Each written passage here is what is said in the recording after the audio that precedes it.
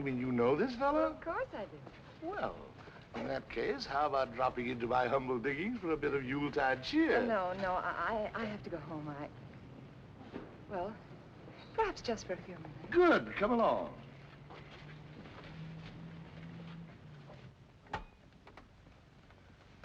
There's a little sherry left.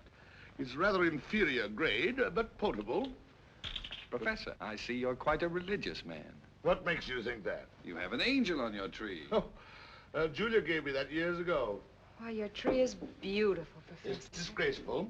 However, it gives me the illusion of peace on earth, goodwill toward men, to a charming lady. Lovely. You've noticed? Isn't it more remarkable that you have? Remarkable. When you want to know about a woman, ask the old men. They know. Why don't you show us the manuscript of your book, Professor, will you? My book? Yes, please. Oh, no. You're writing one? Yes. You didn't know? You didn't tell me. I described that book in detail in the course of lectures I gave at the university in Vienna. All my pupils heard me. Now I'm certain this fellow's an imposter. Oh, that book. I thought you'd finished that years ago. I'll tell you about my book. For 20 years, I've been talking about it. I've been promising the publishers that it'll be delivered next spring. The funny part of it is that in all that time, I haven't written one word. Not one word. Why not? Well, I couldn't think of anything original to say. It was the same old monotonous history, dry as dust. It's the whole story of my life. Frustration. It's a chronic disease, and it's incurable. Once I was madly...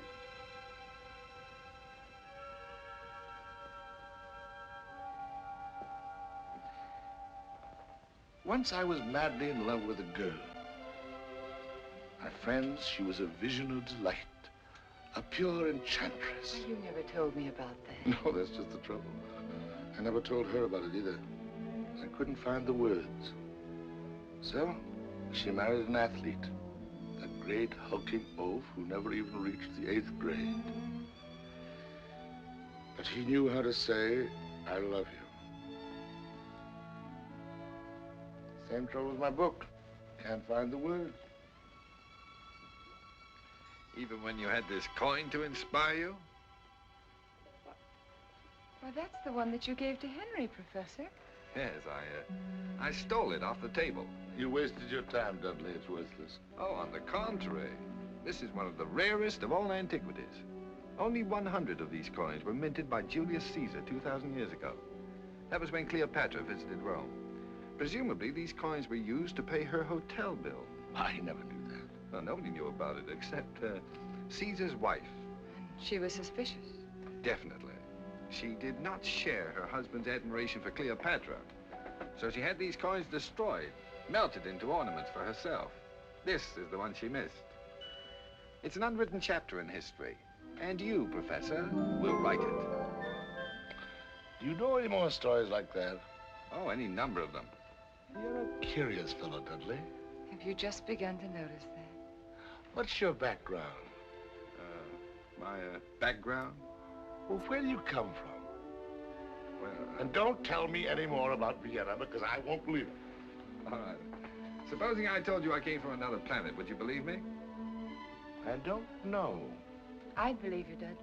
And you'd be right, Julia, as always. We all come from our own little planets. That's why we're all different. That's what makes life interesting.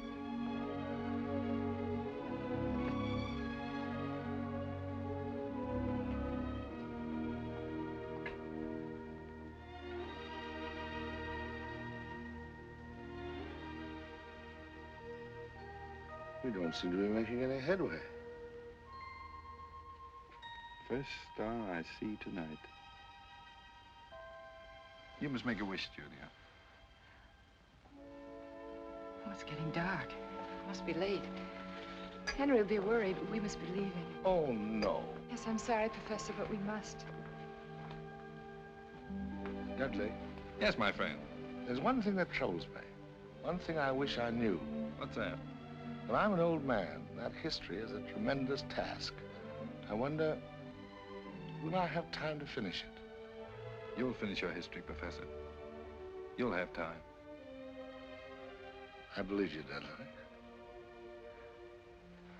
You know, for quite a while now, every time I've passed a cemetery, I've felt as if I were apartment hunting. Goodbye, Professor.